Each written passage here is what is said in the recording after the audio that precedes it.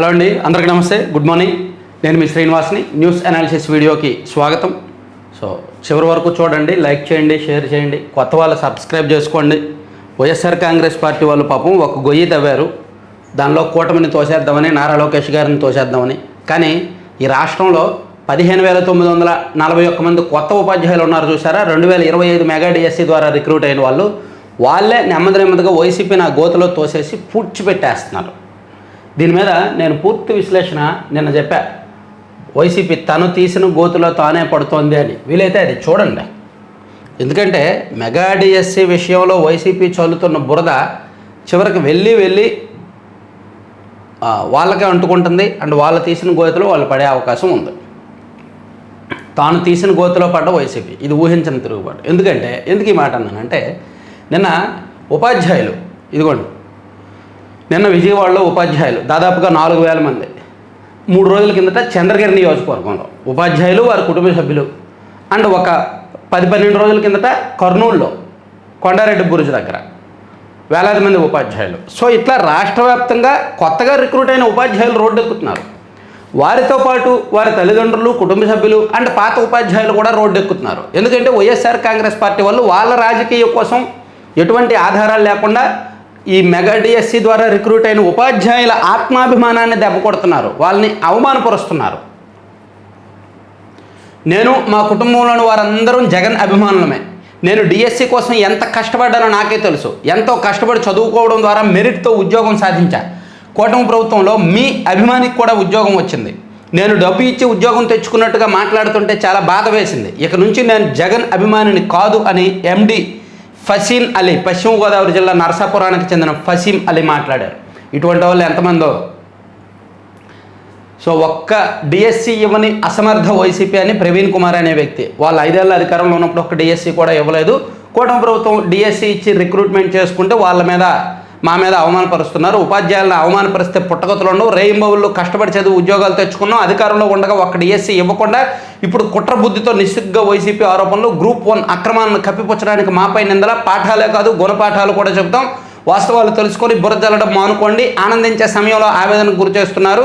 బెజవాడలో కథం తొక్కిన మెగా డిఎస్సి ఉపాధ్యాయులు. ఆత్మగౌరవం ర్యాలీకి భారీ సంఖ్యలో టీచర్ల హాజరు. అంబేద్కర్ విగ్రహానికి వినతి పత్రం సమర్పణ. సో ఇది పాపం వైసీపీ వాళ్ళు తవ్విన గోతులో వైసీపీ వాళ్ళు పడ్డారనమాట. విష ప్రచారం ఆపకుంటే బ్యారేజీలో తోసేస్తాం. వైసీపీకి మెగా డిఎస్సి ఉపాధ్యాయుల హెచ్చరిక. సిగ్గుండాలి ఉపాధ్యాయుల చేత ఇన్ని మాటలని. ఆత్మగౌరవాన్ని దెబ్బతీస్తే ఊరుకోం, మా శ్రమ ప్రజ్ఞను తక్కువ చేస్తే సహించమని పాపం వైసీపీ నిజంగా సిగ్గుపడాల్సిన అంశం అండి. వాళ్ళు ఎందుకో మరి ఫేక్ రాజకీయం, ఒక బ్లఫ్ రాజకీయం ఎందుకు చేస్తున్నారో, ఎవరు సలహా ఇచ్చారో కానీ సో దాన్ని హైలైట్ చేశారు అన్ని పత్రికల్లో. ఈవెన్ ఈనాడులో కూడా ఇదిగోండి, ఉపాధ్యాయులను ఇంతలా వేధించిన వాళ్ళు చరిత్రలోనే లేరు. కష్టపడి ఉద్యోగం సాధిస్తే విషం చిమ్ముతున్న వైకాపా. ఆ పార్టీ నేతలపై మెగా డిఎస్సి ఉపాధ్యాయుల తీవ్ర ఆగ్రహం. విజయవాడలో ఆత్మగౌరవ ప్రదర్శన, అంబేద్కర్ విగ్రహానికి వినతి. సో ఇది చూడొచ్చు, వేలాది మంది హాజరయ్యారు. ఇక మున్సిపల్ చైర్మన్లు, నగరపాలక సంస్థ మేయర్లు వారందరినీ కూడా ప్రత్యక్ష ఎన్నిక ద్వారానే ఎన్నుకోవడానికి అవసరమైన చట్ట సవరణ చేయడానికి ఈరోజు అసెంబ్లీలో రేపు బిల్లు పెట్టబోతున్నారు. రేపు మేయర్, మున్సిపల్ చైర్మన్లను ప్రజలే ఎన్నుకునే విధానం. ఇప్పటివరకు ఏంటంటే ప్రజలు కార్పొరేటర్లని, నగరపాలక సంస్థల్లో అయితే కార్పొరేటర్లని, లేదు మున్సిపాలిటీల్లో అయితే కౌన్సిలర్లని మాత్రమే ఎన్నుకుంటారు. ఒక ఓటు మాత్రమే వేస్తారు. ఆ కౌన్సిలర్లు అందరూ కలిపి వాళ్ళ చైర్మన్ని ఎన్నుకుంటారు. కార్పొరేటర్లు అందరూ కలిపి వాళ్ళ మేయర్ని ఎన్నుకుంటారు. కానీ ఇక మీదట మేయర్ని కూడా నేరుగా ప్రజలే ఎన్నుకోవచ్చు. సో ఆ విధానానికి చట్ట సవరణ చేయబోతున్నారు. మేయర్, మున్సిపల్ చైర్మన్ స్థానానికి ఇక ప్రత్యక్ష విధానంలో ఎన్నికలు నిర్వహించనున్నారు. ఇందుకు సంబంధించిన మున్సిపల్ చట్ట సవరణ ప్రతిపాదనలకు మంత్రివర్గం ఆమోదంతో శాసనసభలో ప్రభుత్వం మంగళవారం బిల్లు ప్రవేశపెట్టనుంది. త్వరలో నిర్వహించే పట్టణ స్థానిక సంస్థల ఎన్నికల్లో ప్రత్యక్ష విధానం అమల్లోకి వచ్చేలా చర్యలు తీసుకుంటోంది. 2025కు ముందు ఉమ్మడి రాష్ట్రంలో పట్టణ స్థానిక సంస్థల్లో మేయర్, మున్సిపల్ చైర్మన్లు ప్రత్యక్ష విధానంలోనే ఓటర్లు ఎన్నుకునేవారు. 2005లో పరోక్ష పద్ధతిలో ఎన్నికల నిర్వహణ కాబట్టి ప్రభుత్వం చట్టం తీసుకొచ్చింది. ఎన్నికైన కార్పొరేటర్లు తమలో ఒకరిని మేయర్గా, మున్సిపల్ నగర పంచాయతీల్లో కౌన్సిలర్లు తమలో ఒకరిని మున్సిపల్ చైర్మన్గా ఎన్నుకుంటున్నారు. ఈ విధానం లోపభూయిష్టంగా ఉందని నీతి ఆయోగ్ ఇటీవల రాష్ట్రాలకు నివేదించింది. అనేక రాష్ట్రాల్లో మేయర్లు, మున్సిపల్ చైర్మన్లపై సహచర సభ్యులు ఏడాది నుంచి 2 ఏళ్లకు ఒకసారి అవిశ్వాసం పెట్టి దించేయడం ద్వారా పరిపాలనపై తీవ్ర ప్రభావం పడుతోందని నీతి ఆయోగ్ ఆవేదన వ్యక్తం చేసింది. సో దీన్ని మారుస్తున్నారనమాట. ఇది కూడా ఆల్మోస్ట్ అన్ని పత్రికల్లో వేశారు. ఇదిగోండి ప్రత్యక్ష పురపోరు అని నేరుగా చైర్పర్సన్లు మేయర్ల ఎన్నిక రేపే అసెంబ్లీలో బిల్లు. అక్టోబర్ 1 నుంచి మున్సిపల్ ఎన్నికల షెడ్యూలు. 100 పట్టణ స్థానిక సంస్థల్లో వార్డుల పునర్విభజన షెడ్యూల్ జారీ. మిగిలిన 23 సంస్థల్లో పెండింగ్. 4 చోట్ల సమస్యల పరిష్కారం. సెప్టెంబర్ 25, 26 తేదీల్లో ఎస్సీ, ఎస్టీ, బీసీ మహిళలకు కేటాయించే వార్డుల నిర్ధారణ. అప్పుడే మేయర్లు, మున్సిపల్ చైర్మన్ల కోటా ప్రక్రియ.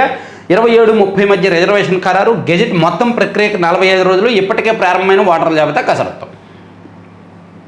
సో మొత్తం మీద ఈ స్థానిక సంస్థల ఎన్నికలకు సంబంధించి ఒక మార్పులు చేర్పులు ఇవన్నీ రాశారు. మొత్తం మీద 45 రోజుల పాటు ఈ ప్రక్రియ జరగబోతోంది. ఓటర్ల జాబితా తుది సవరణ, తుది జాబితా రూపొందించి ప్రదర్శించడం కావచ్చు, అలాగే రిజర్వేషన్ల ఖరారు, వార్డుల పునర్విభజన ప్రక్రియ, ఇదంతా కూడా.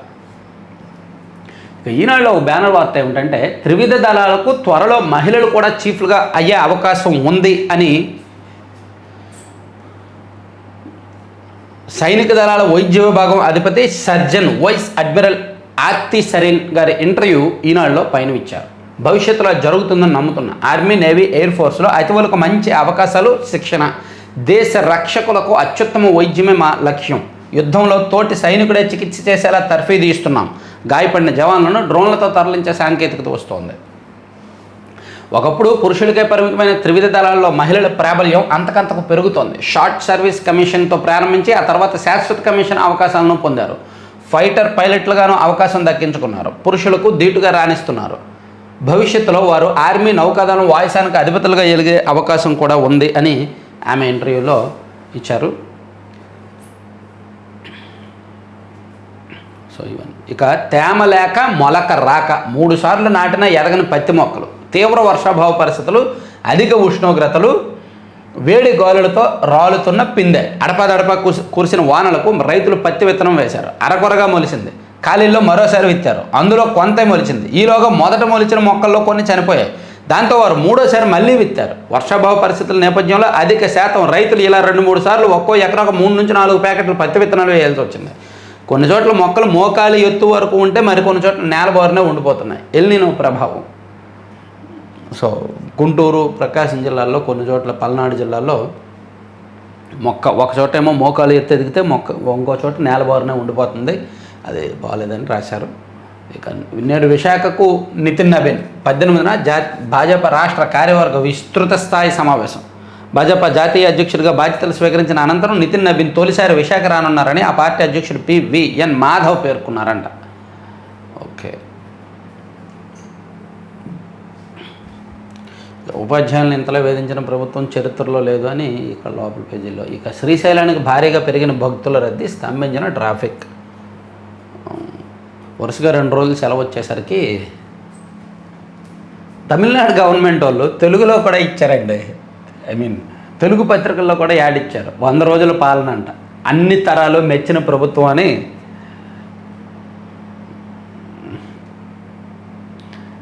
తమిళనాడు గవర్నమెంట్ తెలుగు పత్రికలకు, తెలుగు ప్రధాన పత్రికలకు, సౌత్ ఇండియాలో ప్రధాన పత్రికలన్నింటికీ యాడ్లు ఇచ్చారు. బండ్ల గణేష్ కుమార్తె వివాహానికి హాజరైన తెలుగు రాష్ట్రాల ముఖ్యమంత్రులు. ఉద్యోగుల సేవలకు గుర్తింపు. ప్రభుత్వాలు ఇచ్చే అవార్డులు, వాటి ప్రత్యేకతలు ఇవి. ఉద్యోగులకు ప్రభుత్వాలు కొన్ని అవార్డులు ఇస్తాయి కదా. సో ఆ అవార్డులు ఏమేమి అవార్డులు ఉంటాయి, వాటి ప్రత్యేకతలు ఏంటి అనేది రాశారు. ప్రతిభావంతులైన ఉద్యోగులకు, ప్రభుత్వ ఉద్యోగులకు స్వాతంత్ర దినోత్సవం, గణతంత్ర దినోత్సవం సందర్భంగా రాష్ట్ర స్థాయిలో గవర్నర్, ముఖ్యమంత్రి ప్రశంసాపత్రాలు, జిల్లా స్థాయిలో కలెక్టర్లు సేవా పథకాలను ఇస్తుంటారన్నమాట. ఈ ఏడాదిలోనే పెట్రోలియం వర్సిటీ తొలి దశలు పనులు పూర్తి. పార్లమెంటరీ స్థాయి సంఘానికి పెట్రోలియం మంత్రిత్వ శాఖ వివరణ. Visakhapatnam Indian institute of petroleum energy తొలి దశ నిర్మాణానికి 2026-27 బడ్జెట్లో 302 కోట్లు కేటాయించినట్టు పార్లమెంటు స్థాయి సంఘానికి పెట్రోలియం మంత్రిత్వ శాఖ తెలిపింది. సో ఈ ఏడాదిలోనే తొలి దశ పనులు పూర్తవుతాయని కూడా చెప్పింది. ఇక తిరుపతిలో అమరావతి ఛాంపియన్షిప్ 2.0 లిమ్కా గిన్నీస్ రికార్డులకు దరఖాస్తులు. శాప్ చైర్మన్ రవి నాయుడు చెప్పారు. తిరుపతిలో అంట అమరావతి ఛాంపియన్షిప్ నిర్వహిస్తున్నారంట. ఇక కొడుకునే కిల్లర్గా మార్చిన కిరాతక తల్లి. ఇద్దరు కలిసి 3 నెలల్లోనే మహిళల్ని నగలు దోచుకోవడానికి దారుణాలు. తల్లి కొడుకులు కలిపి చూడండి. నిజం సినిమాలో తల్లి కొడుక్కి తర్ఫీదునిస్తుంది. ఎందుకు? వారి కుటుంబానికి జరిగిన అన్యాయాన్ని మీద పోరాడడానికి, వాళ్ళ నాన్నను అన్యాయంగా బలి తీసుకున్న వారిని మీద పోరాడడానికి, విలన్ల మీద ఫైట్ చేయడానికి కొడుక్కి ట్రైనింగ్ ఇస్తుంది తల్లి. కానీ ఇక్కడ తల్లి కొడుకు ఎందుకు ట్రైనింగ్ ఇచ్చింది తెలుసా? మహిళల్ని చంపేయడానికి, వారి మెడలో నగలు దోచుకోవడానికి, అక్రమంగా సంపాదించడానికి. సో అటువంటి క్రూరమైన కొడుకుగా తయారు చేసిందంట ఆ తల్లి. భయపెట్టేందుకు వేట కుక్క, కాల్చేందుకు తుపాకీ.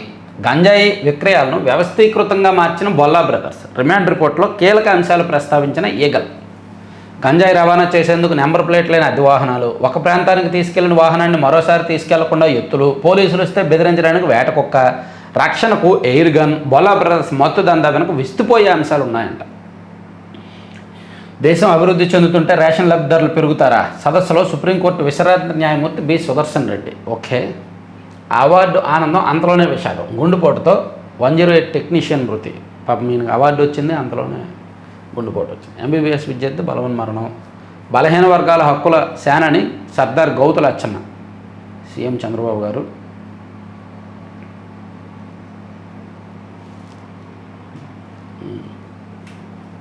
సాంప్రదాయ కోర్సులకు భిన్నంగా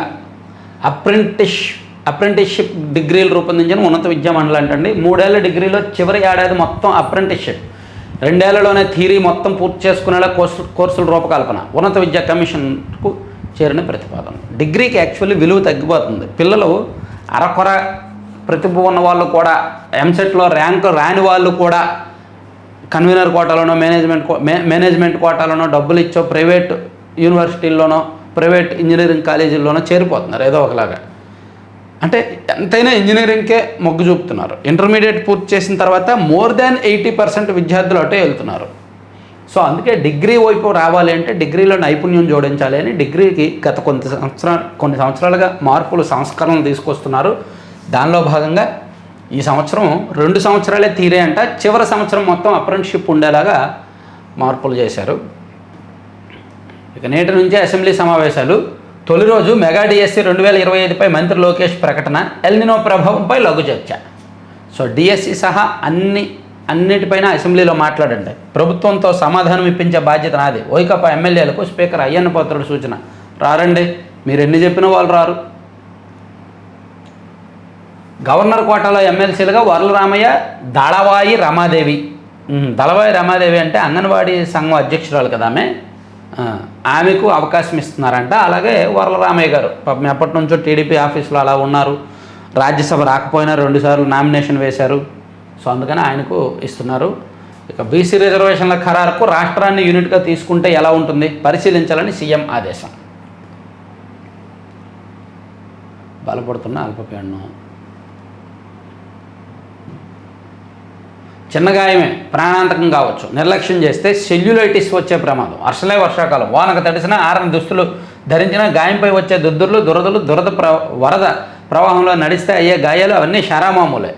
అయితే చిన్న గాయమే, దద్దుర్లే కదా ఏమవుతుందిలే అని నిర్లక్ష్యం చేయొద్దు. ఇలా చర్మంపై ఏర్పడే చిన్న కోత, గీత, పురుగు కాటు, పగుళ్ళు శరీరంలోకి బ్యాక్టీరియా ప్రవేశించే ద్వారంగా మారవచ్చు. ఫలితంగా చర్మం లోపల పొరలో ఇన్ఫెక్షన్ ఏర్పడి సెల్యులైటిస్కి దారితీయచ్చు.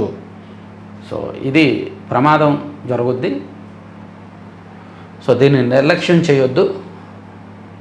ముఖ్యంగా మధుమేహ వ్యాధిగ్రస్తులు, రోగనిరోధక శక్తి తక్కువగా ఉన్నవారు, కాళ్ళల్లో దీర్ఘకాలిక వాపు ఉన్నవారు, చర్మ వ్యాధులు, ఫంగల్ ఇన్ఫెక్షన్లతో బాధపడుతున్నవారు, అటువంటి వాళ్ళు దీన్ని నిర్లక్ష్యం చేయొద్దు అని చెప్తున్నారు. ఇక చంద్రగిరి సమీపంలో ఏనుగుల గుంపుపై అప్రమత్తం. అధికారులతో ఉప ముఖ్యమంత్రి పవన్ కళ్యాణ్ సమీక్ష. పోలీసుల కారులో గంజాయి, ఆటోను ఢీకొట్టడంతో స్థానికుల ఆందోళన. అది నిందితుల నుంచి స్వాధీనం చేసుకున్న సరుకే. పోలీసులు కారులో గంజాయి ఉందంట. అది బయటపడితే పోలీసులు ఏం చెప్తున్నారంటే అది మేము నిందితుల నుంచి స్వాధీనం చేసుకున్నాము అని చెప్తున్నారు. బట్ కొన్ని అనుమానాలు అయితే వస్తున్నాయి. ఇక నేటి నుంచే భోగాపురం విమానాశ్రయ సేవలు. తొలి రోజు 31 సర్వీసులు రాకపోకలు. ఆదివారం అర్ధరాత్రి ఎగిరిన తొలి విమానం. ఉత్తరాంధ్ర ప్రగతికి కీలకమైన భోగాపురం అంతర్జాతీయ విమానాశ్రయం అత్యాధునిక హంగులతో సిద్ధమైంది. సో నిన్న అర్ధరాత్రి నుంచి 16వ తేదీ అర్ధరాత్రి నుంచి కూడా ఇంకా విమాన రాకపోకలు భోగాపురం విమానాశ్రయంలో మొదలయ్యాయి. విశాఖపట్నం అంతర్జాతీయ విమానాశ్రయం ఇంకా శాశ్వతంగా మూతపడింది. అవి కేవలం స్పెషల్ ఫ్లైట్ల కోసము అండ్ నేవీ అవసరాల కోసం మాత్రమే విశాఖ ఎయిర్పోర్ట్ను వాడతారు. ఇక మీద అంతా భోగాపురం ఎయిర్పోర్టే. ఒక పెద్ద గండం ఏంటంటే వైజాగ్ ఎయిర్పోర్ట్లో దిగిన తర్వాత ఆ సిటీ దాటి ఆనందపురం వరకు రావాలంటే గంటన్నర టైం పట్టేది. కానీ ఇప్పుడు భోగాపురం ఎయిర్పోర్ట్ అంటే సిటీ బయటే దిగుతాం కాబట్టి ఇబ్బంది ఉండదు, ట్రాఫిక్ ఇబ్బంది ఉండదు. అయితే విశాఖపట్నం సిటీలో వాళ్ళు భోగాపురం ఎయిర్పోర్ట్కి రావడానికి ఇబ్బంది పడతారు మళ్ళీ. సో నాణ్యానికి రెండు వైపులు చూడాలి.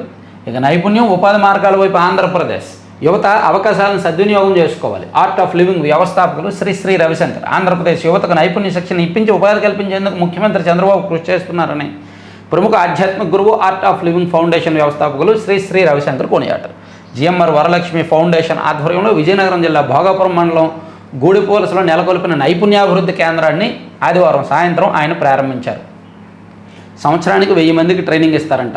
విమానాశ్రయానికి భూములు ఇచ్చిన రైతు కుటుంబాలకు చెందిన పిల్లలు, పేదలు, పలువురు విద్యార్థులకు శిక్షణ ఇచ్చేందుకు నైపుణ్యాభివృద్ధి శిక్షణ కేంద్రాన్ని నిర్మించారంటండి. ఇక తరుగు యంత్రాలతో తైలం ఎలా? ఆప్షన్ 3 ఇళ్ల నిర్మాణంపై సందిగ్ధత. వైకాపా హయాంలో ప్రత్యేక ఖాతాకు నగదు బదిలీ. తన వాటా నిధుల విడుదలకు కేంద్రం కొత్తగా స్పర్శ్ విధానం. ఇందులో నేరుగా లబ్ధిదారు బ్యాంకు ఖాతాకు నగదు జమ. ఇళ్ల నిర్మాణాన్ని నిలిపేసిన గుత్తేదారులు. ఆప్షన్ 3 ప్రభుత్వమే ఇల్లును కట్టించి లబ్ధిదారులకు అందించే విధానం. వైసీపీ హయాంలో దీన్ని ఎక్కువగా ప్రోత్సహించారు. వైఎస్ఆర్ కాంగ్రెస్ పార్టీకి సంబంధించిన కొంతమంది నాయకులే బల్క్గా ఇళ్ల నిర్మాణ కాంట్రాక్టులు తీసుకొని మేమే మీకు నిర్మించి ఇస్తామని చెప్పి తీసుకున్నారు. అవేమో సగం కూడా పూర్తి చేయాలి, వదిలేశారు అర్ధంతరంగా. ఇప్పుడు కేంద్రం ఏం చెప్తోంది? మేము నేరుగా లబ్ధిదారుల ఖాతాలకే ఇల్లు ఇస్తామంటుంది, డబ్బులు ఇస్తామంటుంది. ఆల్రెడీ ఇల్లు సగం నిర్మాణం పూర్తయితే లబ్ధిదారుల ఖాతాలకు డబ్బులు వెళ్తే వాళ్ళు మిగిలింది పూర్తి చేసుకుంటారా లేదా అనే అనుమానాలు ఉన్నాయి. ఈలోగా గుత్తేదారులేమో ప్రభుత్వానికి డబ్బులు అడుగుతున్నారు. రాష్ట్ర వ్యాప్తంగా ఆప్షన్ 3 కింద 3,05,000 ఇళ్ల నిర్మాణాన్ని చేపట్టారు. ప్రభుత్వమే పేదలకు ఇల్లు కట్టించి ఇచ్చేలా వైకాపా హయాంలో ఈ విధానాన్ని తీసుకొచ్చారు. దీనిలో వైసీపీ నాయకులు, ఇప్పుడు ఉదాహరణకు రాప్తాడు ఎమ్మెల్యే తోపుదొత్తి ప్రకాష్ రెడ్డి గారికి సంబంధించిన కంపెనీ చాలా ఇల్లు కట్టారు. అలా వైసీపీ నాయకులు చాలామంది ఇల్లు కట్టారు, లబ్ధి పొందారు బాగానే.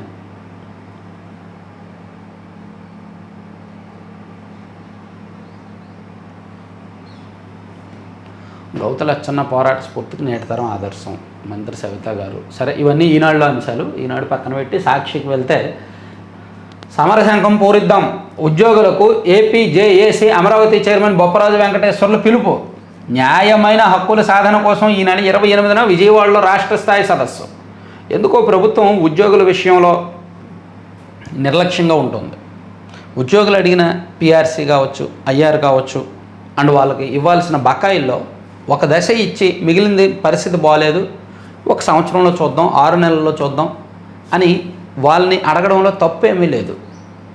ఎందుకంటే లక్షలాది మంది ఉన్నారు మొత్తం మీద. వాళ్ళు కూడా ఒక 12 లక్షల మంది వరకు ఉన్నారు ఉద్యోగులు, ఉపాధ్యాయులు అందరూ కలిపి. సో వాళ్ళకు కూడా సాధక బాధకాలు ఉంటాయి కాబట్టి చర్చలు జరుగుతున్నాయి కానీ దశల వారీగా విఫలమవుతున్నాయి. సో ఇప్పుడు నిన్న కొంచెం అగ్రెసివ్గానే మాట్లాడారు. న్యాయపరమైన హక్కుల సాధన కోసం 28న రాష్ట్ర స్థాయి సదస్సు, ప్రభుత్వ వైఖరిపై సమీక్ష, అదే రోజు ఉద్యమ కార్యాచరణ ప్రకటన, రాష్ట్ర ప్రభుత్వ ప్రధాన కార్యదర్శికి వెంటనే నోటీసు, అన్ని ఉద్యోగ పెన్షనర్ల సంఘాల భాగస్వామ్యంతో కథం తొక్కుదాం, ఉద్యోగులంతా ఒక్కటే ఉద్యమానికి సిద్ధం కాకపోతే భవిష్యత్ తరాలకు తీరని నష్టం, 40,000 కోట్ల బకాయిలు చెల్లించమంటే ఉద్యోగులను ప్రజల ముందు దోషులుగా నిలబెడతారా? ఉద్యమం కారణంగా ప్రజలకు అసౌకర్యం కలిగితే అందుకు బాధ్యత ప్రభుత్వానిదే అని ఉద్యోగ సంఘాల నాయకులు నిన్న హెచ్చరించారు. ఒకప్పుడు ఇదే ఉద్యోగ సంఘాల నాయకులను అవమానించేలాగా, ఇదే ఉద్యోగులను అవమానించేలా రాసిన సాక్షి ఇప్పుడు ఉద్యోగ సంఘాలను ఎంకరేజ్ చేస్తుంది. ఒకప్పుడు దేశవ్యాప్తంగా మన రాష్ట్రంలోనే ఉద్యోగులకు జీతాలు ఎక్కువ, అయినా సరే వీళ్ళు రోడ్డు ఎక్కడానికి సిద్ధపడుతున్నారు అన్నట్లు వాళ్ళని అవమానించేలా రాశారు సాక్షిలో 2022, 23 ఆ టైంలో. ఇప్పుడు వాళ్ళు మాట్లాడిందని హైలైట్ చేస్తున్నారు. కేజీబీపీ టెండర్లో డీపీటీ దందా, ధరలు పెంచి నిబంధనలు మార్చి దోపిడీకి స్కెచ్. రావులపాలెం, విక్టరీ బజార్, విశాఖ విజ్ఞేశ్వర ఎంటర్ప్రైజెస్కి భారీ టెండర్లు. గతంలో జిల్లా స్థాయి కొనుగోలు విధానానికి వస్తాయి, కేంద్రీకృత విధానంతో టెండర్లు, అస్మదీయ కాంట్రాక్టర్లను అనుకూలంగా నిబంధనలు, మార్కెట్ ధరల కంటే దాదాపు 40% అధికంగా టెండర్ ధరలు, 20,000 చదరపు అడుగులు కూడా 20 సొంత వాహనాల నిబంధనతో చిన్న వ్యాపారులకు చెక్కు. రావులపాలెం, విక్టరీ బజారు, విశాఖ విజ్ఞేశ్వర ఎంటర్ప్రైజెస్లకు టెండర్లు ఇవ్వడానికి వాళ్లకు అనుకూలంగా కొన్ని నిబంధనలు మార్చారు అని చెప్పి చిన్న వ్యాపారులకు అవకాశం ఇవ్వట్లేదు అని ఈ కేజీబీవీలు ఉంటాయి కదా, వారికి సరుకులు అండ్ ఇతరతర సప్లై టెండర్ల మీద రాశారు. తర్వాత జూడాల సమ్మె తీవ్రం, నేటి నుంచి అత్యవసర సేవల బంద్, స్టైఫండ్ పెంపు ఆగస్టు 15 వరకు ప్రభుత్వానికి డెడ్లైన్, ప్రభుత్వం నుంచి స్పందన లేదు. ఇక పోలీసుల కారులో గంజాయి మద్యం, కారులో సంతమాగులూరు బల్లికొరవ ఎస్ఐలు, డిక్కీలో గంజాయి మద్యం పోలీస్ యూనిఫామ్లు. మద్యం మత్తులో ఆటోను ఢీకొట్టడంతో ఇద్దరికి తీవ్ర గాయాలు. ఘటనా స్థలానికి చేరుకున్న అద్దంకి సిఐ గ్రామస్తులతో వాగ్వాదం. వీడియో తీస్తే కేసులు పెట్టి లోపలేస్తామంటూ బెదిరింపులు. ఊర్లకొండలో ఎస్ఐ ప్రైవేట్ పార్టీ, అందులో మిగిలిన గంజాయి మద్యం, వాటిని తీసుకుని వస్తుండగానే ప్రమాదం. చంద్రబాబు పాలనలో రాష్ట్రంలో గంజాయి మద్యం పరిస్థితి ఇది. ఇలా ఉన్నారు పోలీసులు. చంద్రబాబు ఏలుబడిలో రాష్ట్రంలో గంజాయి మద్యం రవాణా ఏ స్థాయికి చేరుకున్నాయో, పరిస్థితి ఎంతగా దిగజార్చిందో చెప్పేందుకు ప్రకాశం జిల్లా అద్దంకి మండలంలోని శంఖవరపాడు వద్ద చోటు చేసుకున్న ఘటనే నిదర్శనం.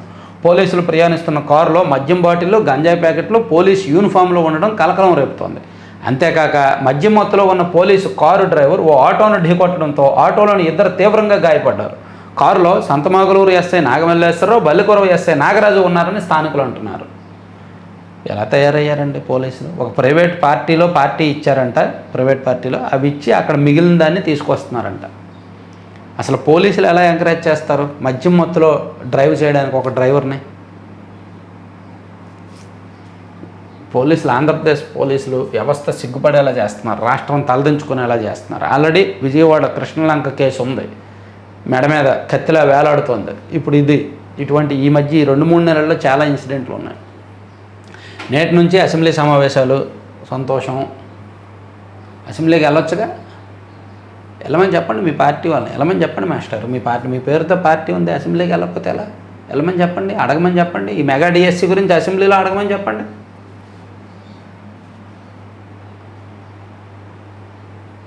ఇంటికి వెళ్ళి అమ్మని అడగండి. తమిళనాడు సీఎం విజయ్పై బీజేపీ అధ్యక్షుడు నాగేంద్రన్ చేసిన వ్యాఖ్యలు వివాదానికి దారితీసేయండి.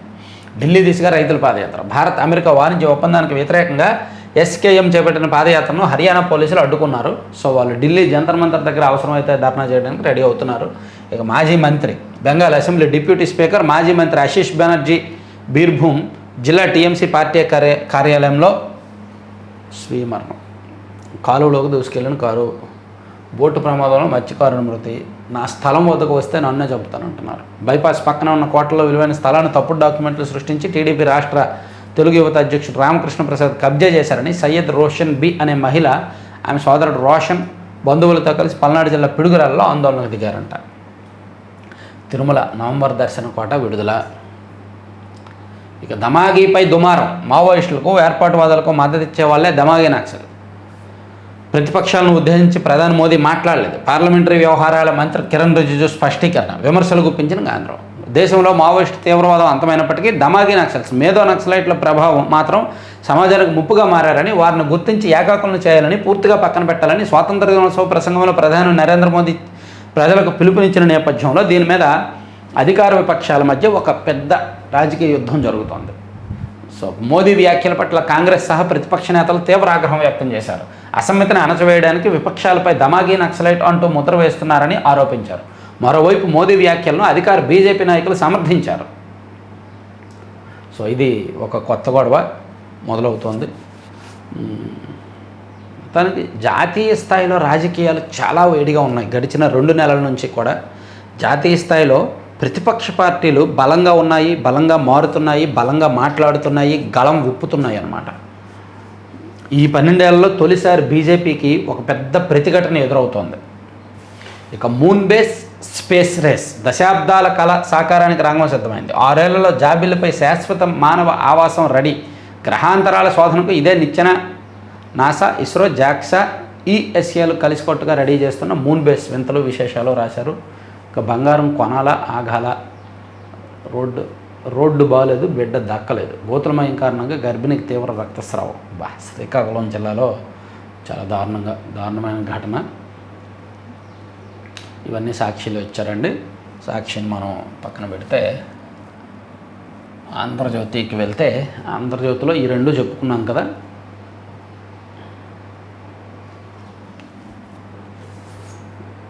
ఇక 2500 కోట్ల సుంకం ఎగవేత, ఒక్కల దిగుమతి రాకెట్ గుట్టురట్టు, మోసపూరితంగా సఫ్టా మినహాయింపులు, విశాఖ కోల్కతాలో డిఆర్ఐ సోదాలు. ఇక జూమ్ కాల్లో 900 మందిపై వేటేసిన సీఈఓ. ఇప్పుడు ఆయన ఉద్యోగమే ఊడింది. భారత సంతతి వ్యాపారవేత్త విశాల్ గార్గ్కు షాక్. ఉద్వాసన పలికిన సొంత సంస్థ బెటర్ హోమ్ ఫైనాన్స్. ఈ సంస్థలో సీఈఓగా ఉన్న ఆయన జూమ్ కాన్ఫరెన్స్ పెడితే ఆ జూమ్ కాన్ఫరెన్స్ ద్వారా 900 మందిపై వేటేసిన సీఈఓ. ఇప్పుడు ఆయన ఉద్యోగాన్నే ఆ సంస్థ తీసేసిందంట. ఇక టార్గెట్ 2029 బీజేపీలో భారీ సంస్థాగత మార్పులు, యువత మహిళలకు కీలక పదవులు, నేడే కొత్త జట్టు ప్రకటన, ఆ తర్వాత కేంద్ర మంత్రివర్గ పునర్వ్యవస్థీకరణ. సో బీజేపీలో కాస్త జాగ్రత్తలు మొదలయ్యాయి, అంతర్గత మార్పులు మొదలయ్యాయి. అందుకే యువతకు మహిళకు కీలకమైన పదవులు ఇవ్వడానికి రెడీ అవుతున్నారు. 2029 ఎన్నికలే టార్గెట్గా. 34%పై రేపు సభలో చర్చ. స్థానిక సంస్థల్లో బీసీలకు 27% రిజర్వేషన్ ఇవ్వాలని డెడికేటెడ్ కమిషన్ సిఫార్సు. కూటమి మేనిఫెస్టోలో మాత్రం 34%కి హామీ ఇచ్చారు. మొత్తం కోటా 50% మించితే న్యాయపరమైన చిక్కులు. అందుకే పరిష్కారాలపై నేడు అధికారులతో సీఎం మాట్లాడతారంట. ఇక నేటి నుంచి అసెంబ్లీ 4 రోజుల పాటు వర్షాకాల సమావేశం. 4 రోజులైనా 4 రోజులైనా అసెంబ్లీ సమావేశాలు? ఈ వీక్లో ముగిచ్చేస్తారనమాట, పెద్ద హడావిడి లేకుండా. జనం చెవిలో జగన్ పూలు. 2018 గ్రూప్ 1 పారదర్శకం అంటూ రోతపత్రిక అడ్డగోలు కథనం. నిజమే, నిన్న సాక్షిలో రాసింది మరీ అడ్డగోలుగా రాశారు, మరి తప్పుడు వార్తది. నేషనల్ మీడియాలో రాశారు, ఎన్డీటీవీ లాంటి పెద్ద పెద్ద నేషనల్ మీడియాస్లో కూడా రాశారు. సిట్ ఇచ్చిన రిపోర్టు, అసలు గ్రూప్ 1 మూల్యాంకనంలో జరిగిన తప్పులు, గ్రూప్ 1 నియామకాల్లో జరిగిన తప్పులు. కానీ నిన్న సాక్షిలో దాన్ని సమర్థించారు. సో ఈరోజు వైసీపీలో ఇచ్చారు. సాక్షి వాదన, అక్రమాలకు ఆధారాలు లేవని సిట్ చెప్పింది. బార్కోడ్లు తారుమారు, జవాబుపత్రాలు మార్పిడి, మూల్యాంకనంలో అక్రమాలు జరగలేదని తేల్చింది. నివేదికలోని అంశాల్లో ముందు వెనుక తొలగించి వేసిన వక్రీకరణ ఇది. సిట్ తన తుది ఫైండింగ్స్లో ఏం చెప్పిందంటే, మాన్యువల్ మూల్యాంకనంపై తీసుకున్న విధాన నిర్ణయానికి సంబంధించిన తీర్మానం నోట్ ఫైల్ దొరకలేదు. 736 పత్రాలను ఫోరెన్సిక్ ల్యాబ్కు పంపగా 95% పత్రాల్లో సవరణలు, ఓవర్ రైటింగ్లు కనిపించాయి. 21 ఓఎంఆర్ స్లిప్పుల్లో చేసిన సవరణలకు ఎగ్జామినర్ సంతకం లేదు. కొన్ని సంతకాలు ఎగ్జామినర్లు వాస్తవ సంతకాలతో సరిపోలేదు. ఇలా ఆ సిట్ చెప్పినంత వక్రీకరించి సాక్షిలో నిన్న ఒక పెద్ద అబద్ధాన్ని వచ్చేశారు. చాలా దారుణంగా రాశారు నిన్న సాక్షిలో. అయితే మొత్తం అంతా కరెక్ట్గా ఉంది అనేటట్టు. సో దానికి ఆంధ్రజ్యోతి కౌంటరు. ఇక ఏఐతో నేరాలకు చెక్. ప్రిడిక్టివ్ పోలీసింగ్పై ఏపీ పోలీసుల బ్లూ ప్రింట్. మహిళలు, చిన్నారుల భద్రతకు 20 ఏళ్ల రోడ్ మ్యాప్. నేరం జరిగాక కాదు, జరగక ముందే అడ్డుకునే లక్ష్యం. బాగుంది, వినడానికే చాలా బాగుంది. నేరం జరిగాక కాదు, జరగక ముందే అడ్డుకునే లక్ష్యం అనేది. డ్రోన్లు, ఏఈ, డీప్ ఫేక్ గుర్తింపు వ్యవస్థలు, ప్రత్యేక చట్టాలు 2047 నాటికి లక్ష్యాలు నిర్దేశించుకుని ఏపీ పోలీస్ శాఖ. మంచిది. అత్యవసర వైద్య సేవలు బంద్. జూనియర్ వైద్యులు. శ్రీదేవి ఇంట్లో స్టే చేస్తారా? షారుఖ్, యువరాజ్, అజయ్ దేవగన్ తదితరుల ఇళ్లలోనూ బసకు ఛాన్స్. తమ ఇళ్లను హోమ్ స్టేలుగా మారుస్తున్న బాలీవుడ్ నటులు, క్రీడాకారులు. హైదరాబాద్లోని ప్రముఖ వైద్యులు, వ్యాపారవేత్తలు అదే దారిలో. ఇల్లు అభిరుచులు వారివి, జ్ఞాపకాలు మనవి. సో ప్రముఖులంట వాళ్ళ ఇంట్లను హోమ్ స్టేలుగా మారుస్తున్నారంట. సో ఇది హైదరాబాద్లో ప్రముఖ వైద్యులు, వ్యాపారవేత్తలు కూడా అదే దారిలో వెళ్తున్నారు. వాళ్ళ ఇల్లు అభిరుచులు వారివి, జ్ఞాపకాలు మనవి. సో అంటే సామాన్యులు కూడా వాళ్ళ ఇళ్లలోకి వెళ్ళి స్టే చేస్తే మేము పలానా వాళ్ళ ఇంట్లో స్టే చేసామని ఒక జ్ఞాపకంగా ఉంటుంది. అది ఒక బిజినెస్ మోడ్ అండ్ కొత్త జ్ఞాపకాలు, కొత్త ఎక్స్పీరియన్స్ ఇవ్వడానికి అదొక అవకాశం అని మంచి వార్త ఆంధ్రజ్యోతిలో రాశారు. ఇక 7 కోట్లు బోనస్ కోసం 15 లక్షల లంచం అంటండి. సిబిఐ అదుపులో Vijayawada railway engineer, senior railway section engineer సహాయకుడు రెడ్ హ్యాండెడ్గా పట్టుకున్న అధికారులు నేడు కోర్టులో హాజరు. 179 కోట్ల ప్రాజెక్ట్ అంటది. దానిలో 7 కోట్లు బోనస్ ఇవ్వాల్సి ఉందంట. ఆ 7 కోట్లు బోనస్ ఇవ్వాలంటే 15 లక్షల లంచం అడిగాడంట. ఆ లంచం తీసుకుంటుండగా రెడ్ హ్యాండెడ్గా సిబిఐ పట్టుకుంది నిన్న. నౌకాదళానికి 6 అత్యాధునిక జలాంతర్గాములు, 70,000 కోట్ల వ్యయం, జర్మనీ సహకారంతో దేశీయంగా తయారీ, సిసిఎస్ ముందుకు ప్రతిపాదన. నేటి నుంచే వైభోగాపురం. ఇవన్నీ ఆంధ్రజ్యోతి ఫస్ట్ పేజ్ వార్తలు. భూమి, ఆకాశం, పాతాళం, ఆ ఉగ్రవాదులు ఎక్కడున్నా వదలొద్దు. సో ఇవి ఆంధ్రజ్యోతి ఫస్ట్ పేజీ అంశాలు. సెకండ్ పేజీకి వెళ్తే, రైల్వే స్టేషన్లో తాగునీటిలో ఈకోలి నిన్న చదువుకున్నాం. నేడు బీజేపీ కొత్త జట్టు. 2005 కాంగ్రెస్ క్షమాపణ చెప్పాల్సిందే. వందే మాతరాన్ని సోనియా అవమానించారు. ఈ పాపాన్ని ప్రజలు క్షమించరు అమిత్ షా. యూజీసీ నెట్ పరీక్షల్లో అంతులేని తప్పులు. ఇంగ్లీష్, కామర్స్, సోషియాలజీ సబ్జెక్టుల పరీక్షల రద్దు. సెప్టెంబర్లో మళ్ళీ నిర్వహణ. రష్యాపై 1000కి పైగా డ్రోన్లతో విరుచుకుపడ్డ ఉక్రెయిన్. ఆంధ్రజ్యోతి అయిపోయింది. ఆంధ్రప్రభలో ఉపాధ్యాయుల ఆందోళన, నేటి నుంచి అసెంబ్లీ సమావేశాలు. తర్వాత కావేరికి గోదావరి, వయా కృష్ణ, పెన్న నదుల అనుసంధానానికి యాక్షన్ ప్లాన్, వేగం పెంచిన కేంద్రం, త్వరలో సిఎస్తో భేటీ అంట. ఓకే, తర్వాత వాటర్లకు చేరని సర్ నోటీసులు, పంపిణీలో తీవ్ర జాప్యం, ఆఫీసుల్లోనే 23.76 లక్షల నోటీసులు. 7 జిల్లాల్లో 70% పైగా పెండింగ్, మార్కాపురం జిల్లాలో అత్యధికంగా 91%. ఇప్పటి వరకు పంపిణీ చేసింది 14,284 మాత్రమే. బీసీల సంక్షేమం కూటమి ధ్యేయం, భోగాపురం విమానాశ్రయం కాలువలోకి దూసుకెళ్లిన కారు, 5 విద్యార్థుల గల్లంతు, ఒకరి క్షేమం, 4 మృతదేహాల లభ్యం, మరొకరి కోసం గాలింపు. మొత్తం మీద 6 విద్యార్థులు చనిపోయారండి నిన్న. ఒక కారు ఏమో కాలువలోకి దూసుకెళ్ళడం కారణంగా 4, అలాగే కాలువలో స్నానానికి వెళ్ళి 2, 6 మరణించారు ప్రమాదవశాత్తు. నిరుద్యోగం తీవ్రమైతే అరాచకమే. 9.9% పెరిగిన యువ నిరుద్యోగం. పట్టభద్రుల నిరుద్యోగం 11%. జంజీలో 25% మందికి ఉపాధి శిక్షణ శూన్యం. కష్టంగా ప్రభుత్వ ప్రైవేటు ఉద్యోగాలు. నైపుణ్యాలు పెంచడంలో విద్యా వ్యవస్థ విఫలం. విలువ కోల్పోతున్న డిగ్రీలు, డెలివరీ బాయ్లు, క్యాబ్ డ్రైవర్లుగా పట్టభద్రులు. తరతరాలుగా తరగతి గదుల్లో సమస్యల తిష్ట. జాతీయ మీడియా సంచలన నివేదిక, 1.19 లక్షల పాఠశాలలో నో కరెంట్ అని. సో నిరుద్యోగం, దానివల్ల పెరుగుతున్న అరాచకం, విద్యా వ్యవస్థలో నైపుణ్యం లేకపోవడం, సో డిగ్రీలు పీజీలు చదువుతున్న వాళ్ళు డెలివరీ బాయ్లుగా పనిచేయడం, సో వీటన్నింటి మీద కూడా ఒక నేషనల్ మీడియా ఒక నివేదిక బయటపెట్టిందంట. దాన్ని మంచి వార్త రాశారు ఆంధ్రప్రభలో. సో ఇవండి 4 పత్రికల్లో వచ్చిన వార్తాంశాలు. చివరి వరకు చూసిన ప్రతి ఒక్కరికి కూడా ధన్యవాదాలు. Thank you very much.